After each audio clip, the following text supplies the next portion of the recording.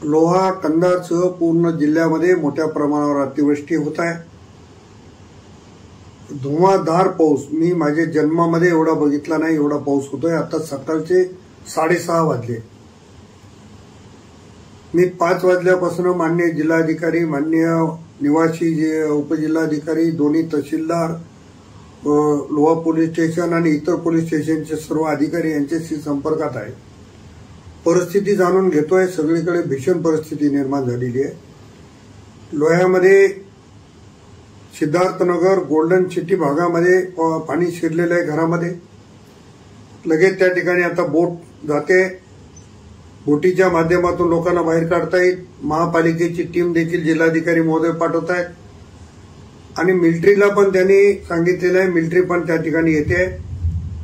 लोहा तालुक्यामध्ये शेलगाव असेल, पिंपळगाव असेल, ही सगळी गावं नदीकाठची पाण्याखाली वेढलेली आहेत। कंधार तालुक्यामध्ये पेटवड्याला देखील पुरानं ओढलेलं होतं। आपण साधारणतः 28 ठिकाणच्या पुलावरून वाहतूक बंद केलेली आहे।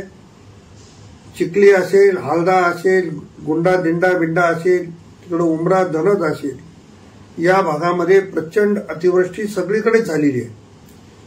त्यामुळे सर्व नागरिकांना, सर्व कष्टकऱ्यांना माझी हात जोडून आग्रहाची विनंती राहणार आहे की आपण आपल्या जीवाला अगोदर सांभाळा। सगळ्यांना सुरक्षित ठिकाणी हलवण्याचा आपण सगळ्यांनी प्रयत्न करा, सगळ्यांनी मदत करा।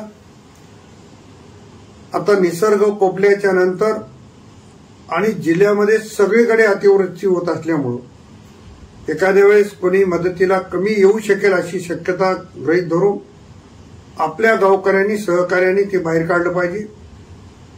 काल भूकमारीला पूर्ण पाण्याने वेढलेलं होतं। त्या गावाचं स्थलांतर आपण बाजूला केलं।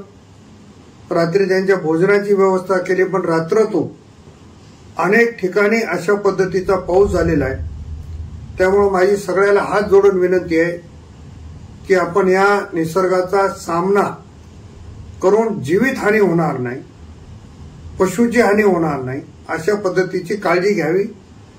आपण सुरक्षित राहावं, अशा पद्धतीची आग्रहाची विनंती या माध्यमातून मी करतोय।